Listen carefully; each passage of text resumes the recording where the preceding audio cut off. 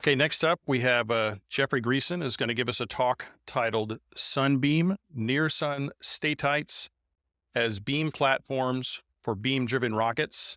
A little bit about Jeff. He is a serial entrepreneur. I love that title. It's really cool. With 26 years in commercial space industry, he served as the chief technologist of Electric Sky, developing power beaming technology and electric launch vehicles. He is the chairman of the Tau Zero Foundation, which is developing advanced propulsion for interstellar missions. He contributed to commercial space regulation. He worked at X-Core Aerospace, rotary rocket for folks that understand some of the history of commercial space before it really became a big thing that means something. And he worked at Intel, and he has 29 patents to his name. So that's amazing. Let's please welcome Jeffrey Greason.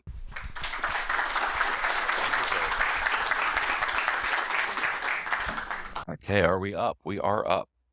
Start the time, start the clock. Okay, so again, I am representing two hats here, the Electric Sky, which is my day job, and the Tau Zero Foundation, which is paying for me to come here, or at least paying my travel, I hope. And my co-author, Garrett, and I just want to say in passing, you know, the last 2 years has been an extraordinary time for me in the advanced propulsion world because there's really been a sense of the community taking off. I've been collaborating with some of the folks here at McGill. You know, we've been publishing some papers together. There's a lot of exciting work ahead.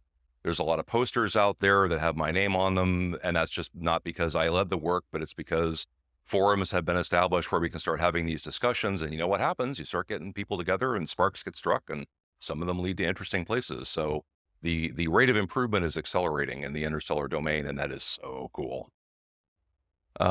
Usually when I come up to give one of these talks, I may have a far out idea, but I've got an idea. I want to be very clear. Today I have half of an idea. And I wondered whether I should just withdraw because I kind of hoped I'd have the other half by now, and I don't. But my conclusion was this is a really exciting looking region to investigate. And maybe if I toss out half of the idea, somebody else will find the other half. So that's the motivation for the talk today. We don't need to dwell on the fact that interstellar flight is a terrible, terrible energy problem. That's really the only big problem, but it's a huge problem. And a lot of work that I've been involved in with my colleagues here has been on how to harvest natural sources of energy because, as Phil Lubin pointed out quite dramatically, if you try to plug into the wall to get this much energy, you can just forget about it being affordable because it's just too much energy. And some of that builds on Dr. Heller's work, who's here this year on how to do sun-quick particles. And just to remind people, if you weren't at some of the previous conferences, these talks are all available online. The papers are all published. But you know, we've come up with tricks for scooping up free energy out there to get in cheaply into the 2 to 20% of the speed of light range. This is not terrible, but we're greedy and we all want more. So the obvious more is get some kind of beam, and beams have a long history that goes back to the 60s. And it's a great idea, but it has serious challenges. If you're lucky, beams are something you buy by the watt. You know, you can be unlucky and have some kind of device that's a single point thing that it gets worse as you scale it up. But if you get to some kind of beam where it's modular in its nature, 10 times the power is 10 times the modules is 10 times the money. That gets, when you start talking about the kind of power people contemplate for interstellar beaming, that runs into, you know, numbers that are in dollars that can only be expressed by scientific notation.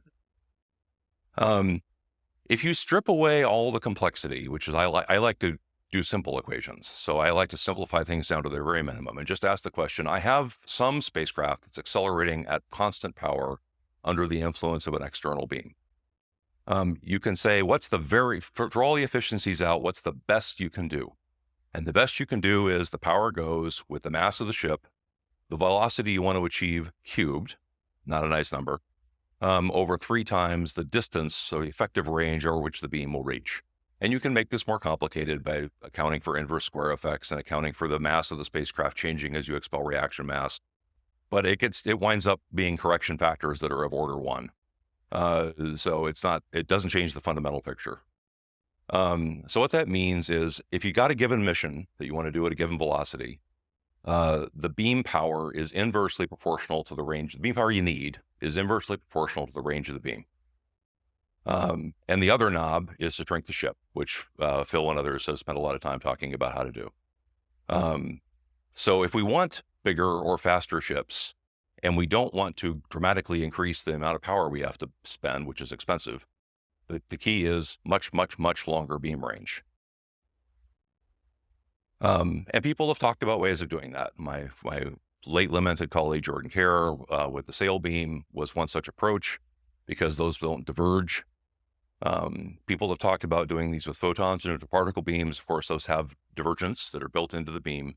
And it requires extremely large apertures to get that, or extremely aggressive cooling of the beam, both of which are technologically expensive, to get the divergence down to numbers that are dramatically longer than what people are currently contemplating. Now, charged particle beams have been examined but immediately dismissed by several workers in the field because you say, if you have a charged particle beam, it will just blow up. Oh, you put a bunch of locked charges together, they all mutually repel, you have a cloud and you don't have a beam anymore. And I really was going to talk, I was so looking forward to talking to Dana Andrews about this, but he's gone.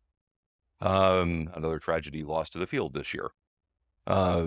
So there's been some recent work by Limbach and company on co-propagating particle and optical beams. Let's just say that's at a very early stage, and whether that's actually leading somewhere is yet to be determined. So charged particle beams, we probably threw out too quickly. That's the key finding. Charged particle beams, under some circumstances, can self-confine, or as the beam people say, pinch. The phenomena is well known. It goes back to the 1930s. It was observed in electron tubes.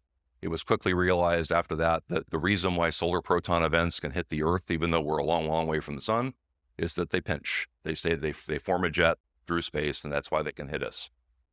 And the pinch persists until the beam loses energy by other mechanisms, until the current drops to the point where there's no longer enough magnetic field to self-confine the beam, and then it abruptly blows up.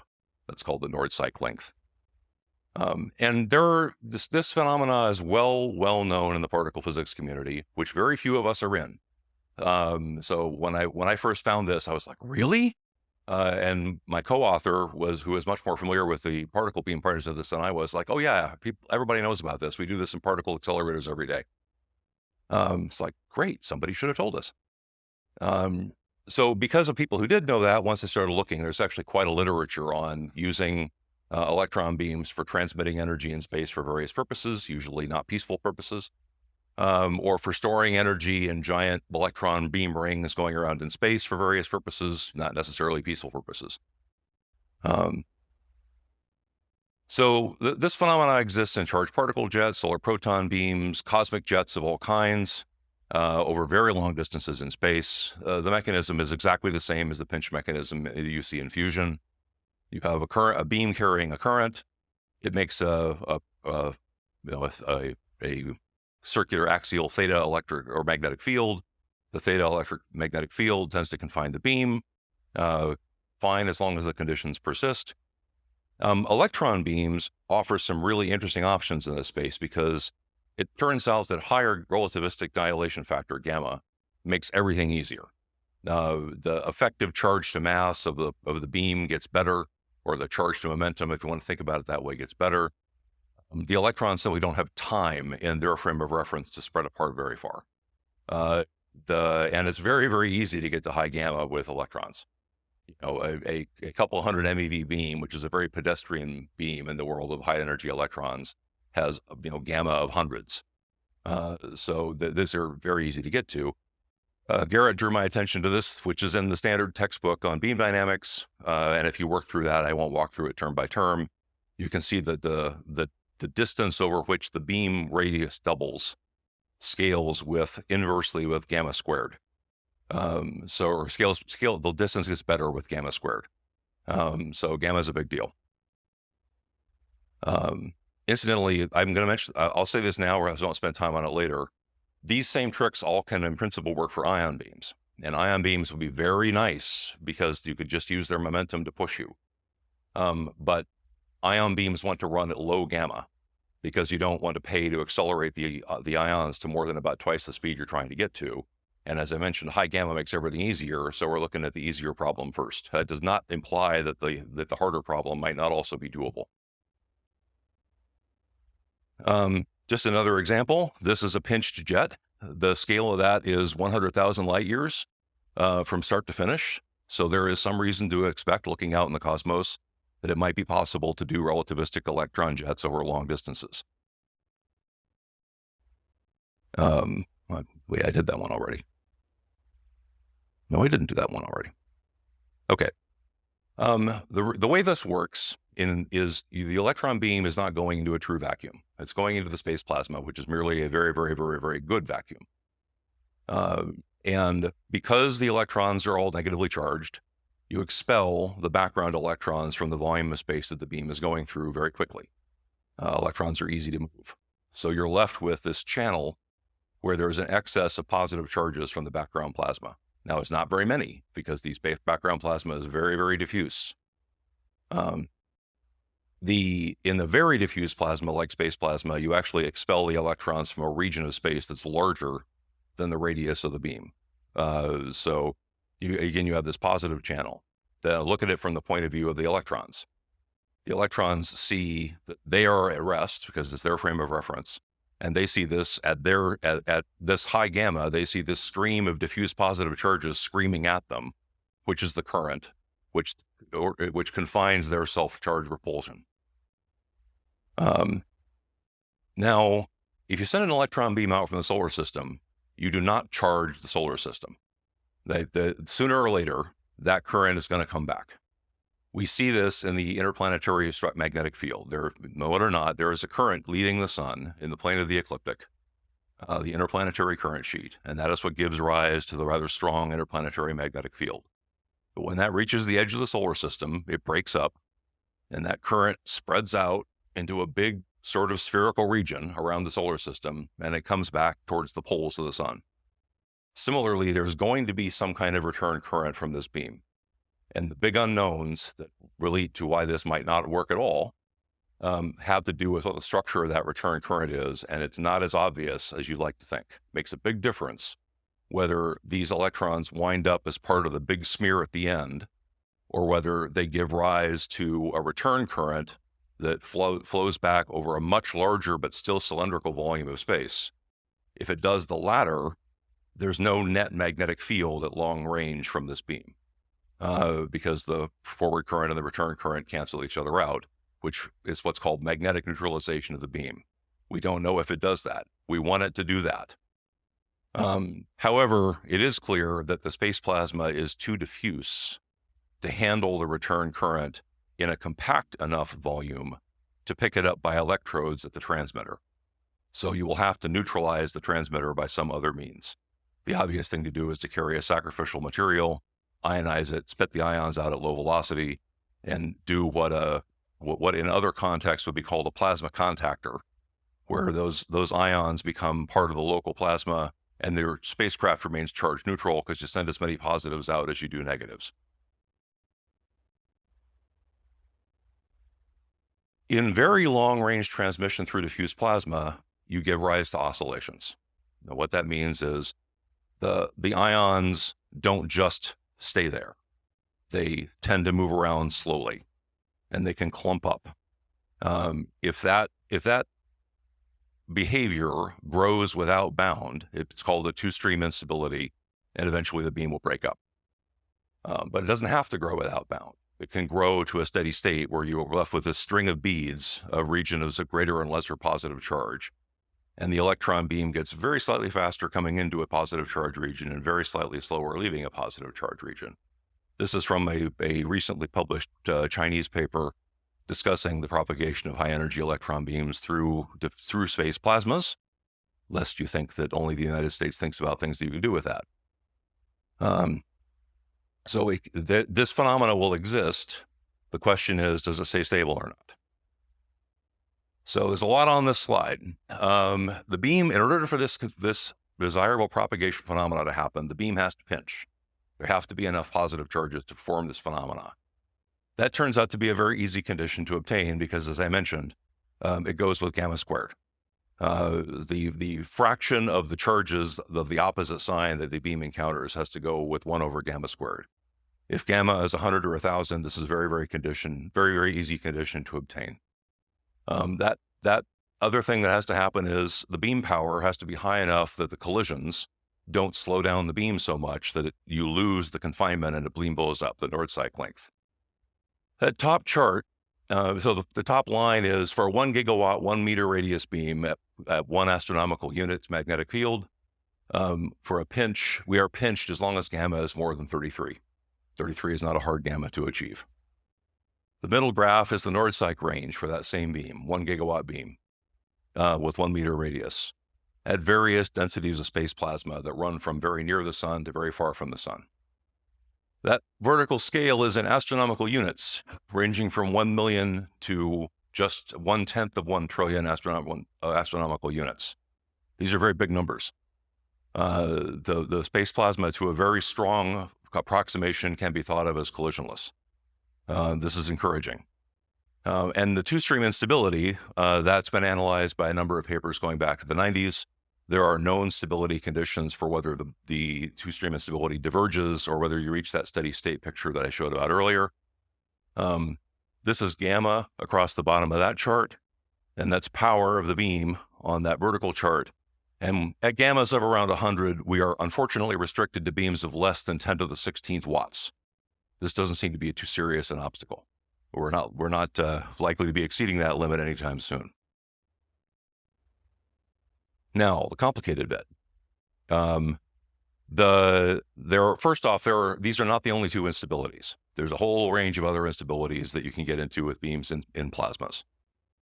Most of them have relatively long timescales. In other words, it takes a lot longer for the instability to cause the beam to break up. The usual solution to that is you don't send one steady state beam.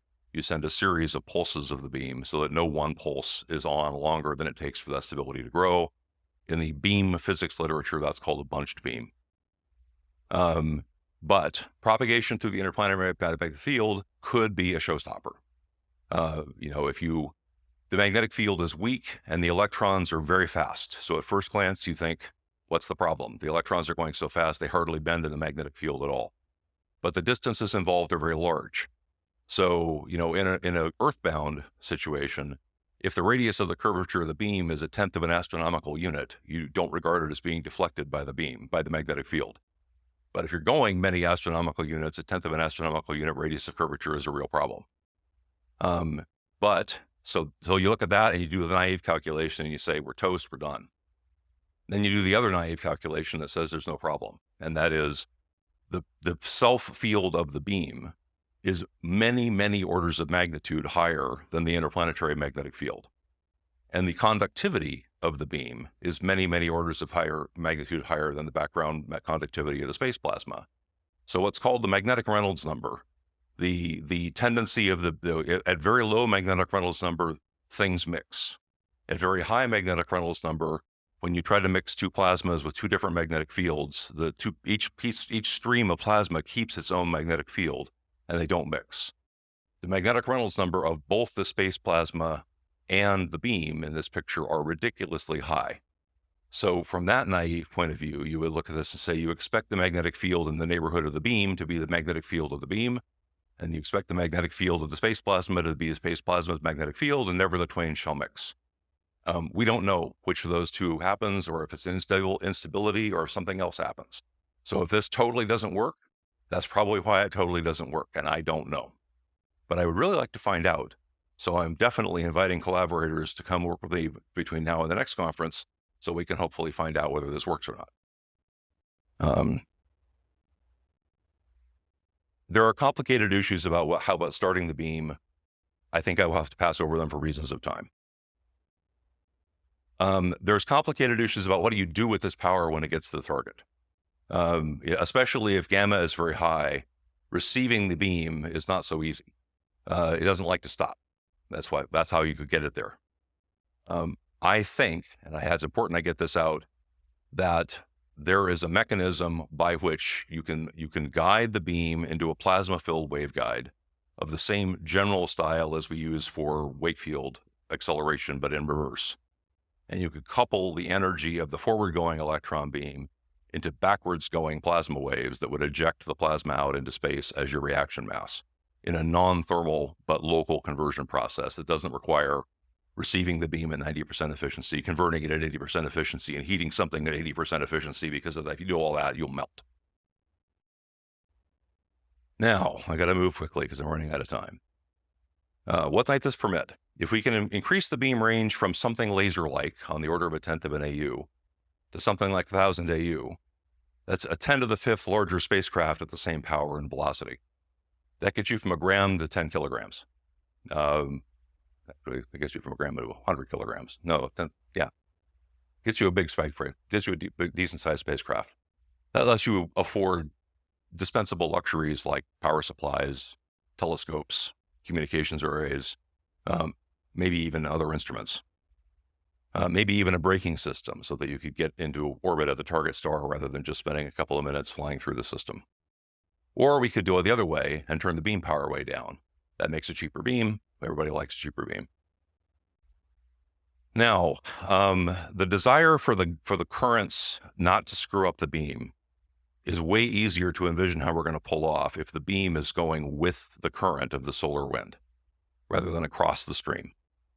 So it favors a radial beam. Stars, by definition, are radially outward from the sun. And also, you obviously have to do this from a space-based platform. You couldn't go through the atmosphere of the Earth. This is a space-based beam, pure and simple.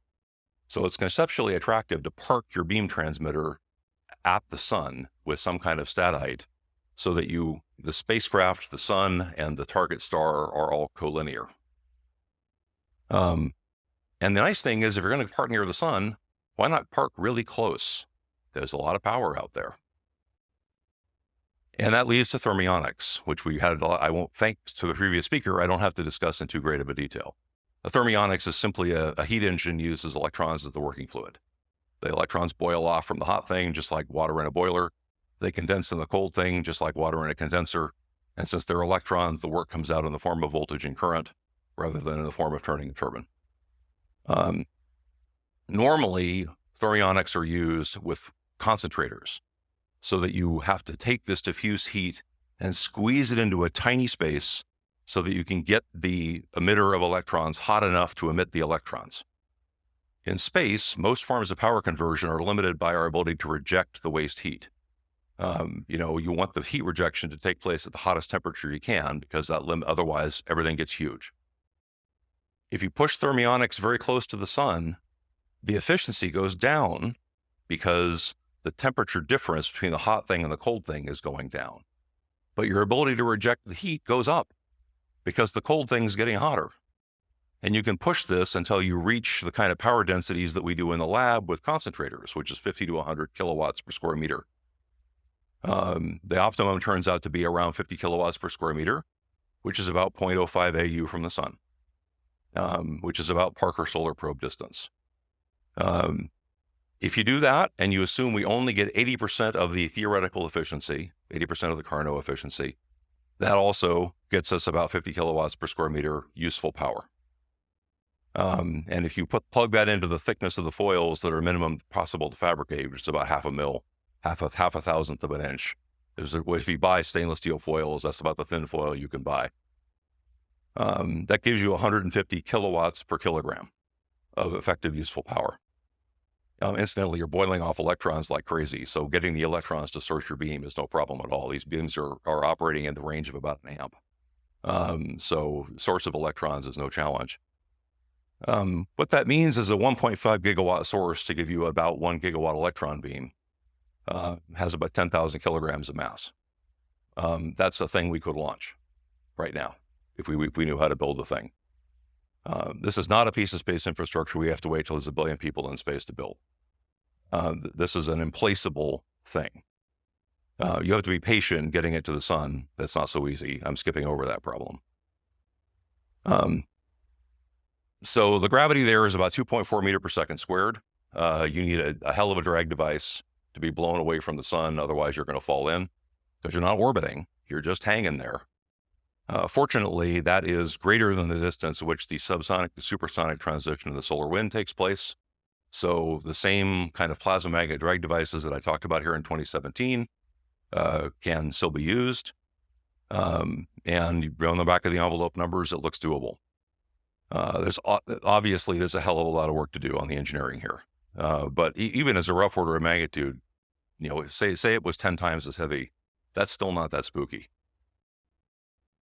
Incidentally, these kinds of thermoelectrics can be manufactured in reel-to-reel processes. You don't have to do it in a wafer-by-wafer process. It's just two pieces of foil with a very clever spacer that you have to deposit on it to keep the two sheets of foil apart. And so conceptually, somebody told me I had to have a sketch or nobody would know what I was talking about.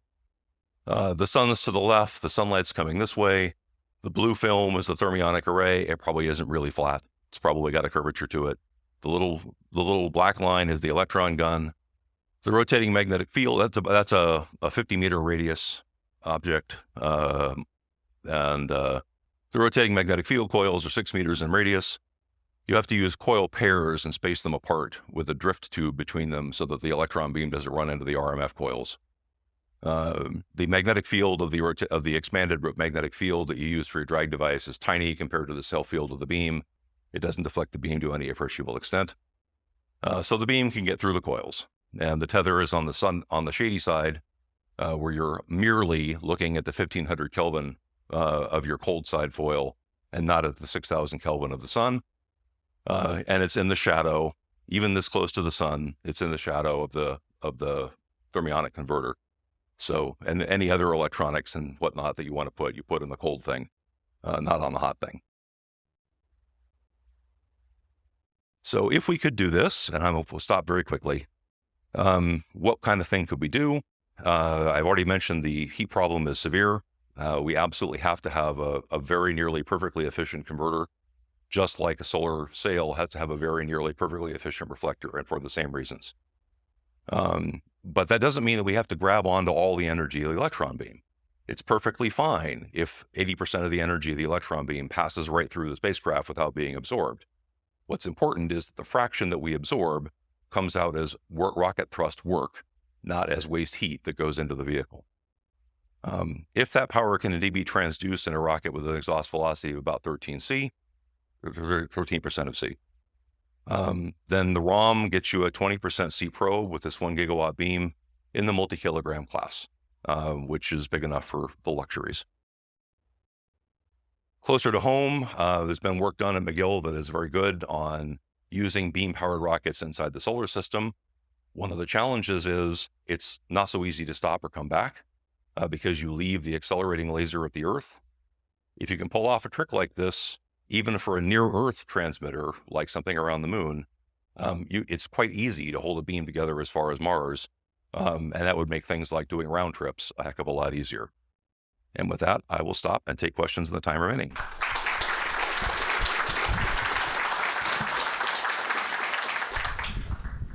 We have just a few minutes for questions. So Hi, I'm Randy Chung, space fan, and we plan to build a particle accelerator in space that could probably scale up to be hundreds of MeV. Yeah, it's not so hard with an electron beam. Okay. Rockin', come see me later. Okay. Oh, I don't control who gets the mic.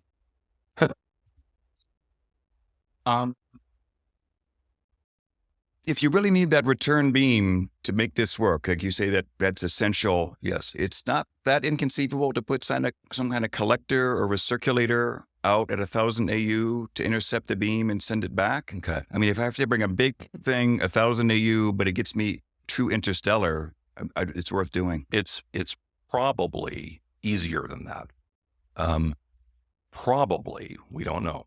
A very modest electron gun on the spacecraft, on the target spacecraft, will maintain it at a slight positive charge.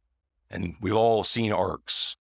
Electrons don't just wander randomly. If they pass somewhere near a positively charged thing, they will arc to it. That's the mechanics of establishing the beam head.